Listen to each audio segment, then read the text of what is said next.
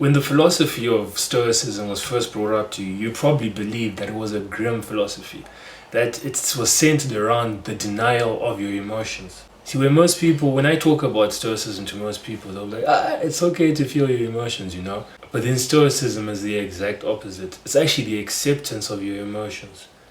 It's acknowledging that you have these emotions, but choosing not to let those emotions govern what you do. And probably the core value of Stoicism is this concept called acceptance. Accepting what is. 99, maybe even 99.9% of people don't accept what is. And that is why Stoics are happier than everyone else. Because Stoics believe that acceptance is the way to living a good life. I would like to say that 90%, maybe even 100% of unhappiness is caused by non-acceptance, by trying to fight with what is. See, right now we don't have power. For some reason the transactions just aren't going through. I think the network is down or something. And my dad is acting like it's a disaster. In fact, his own words are, "This is a disaster. How can they do this to us?"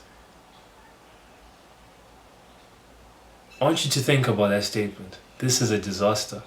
How can they do this to us? And imagine how, if you're in a situation and you said those words, imagine how those statements would make you feel. Because looking at it objectively, it's not a disaster. We have solar, so we have power for 95% of the day. And fair enough, our water is finishing, but is it a disaster? Is it a life-ending disaster? No. So for him, this situation has been a real headache because it's like, it's a disaster. How can they do this? But for me, I just accepted it. I was just like, there's no power. And I actually realized that, you know what, some people live without power. So I'm in some sort of way, I'm grateful for this situation because it's giving me perspective to the lives of people who don't normally have power.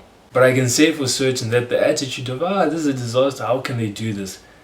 It makes you unnecessarily unhappy. Another way in which acceptance helps you to be more happy is like, you know, when you hear bad news, I don't watch news, but when people be watching news and then they'll see someone murdered, they'll see someone went to jail for something, and they'll be like, how can they do that? How can they do this? How can they do that? Those statements, how can they do that? How can they do this? It's just showing a level of non-acceptance. See, when people will be telling me bad news, they'll be like, this happened in this country, this terrible thing happened. And they'll be like, how can someone do that? I normally reply, easily. A lot of your unhappiness is caused by simply not accepting the things that happen in life. And when I say accepting, I don't mean saying, it is what it is and letting things be like that. If you don't like a situation, you should change it. But you're the most efficient when you come from a position of acceptance, because you don't cloud yourself with emotions, those negative emotions, the anger, the grief, the resentment. You don't cloud yourself with that. You operate from a position of peace. To be happier, you need to accept. Whatever it is, whatever the situation you may be going through, you need to accept it. I'm not saying just sit down on your bum and let everything happen.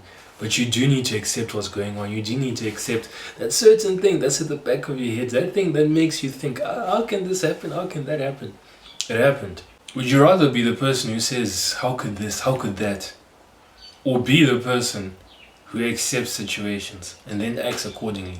If they don't like a situation, they accept it, but then strive to change it.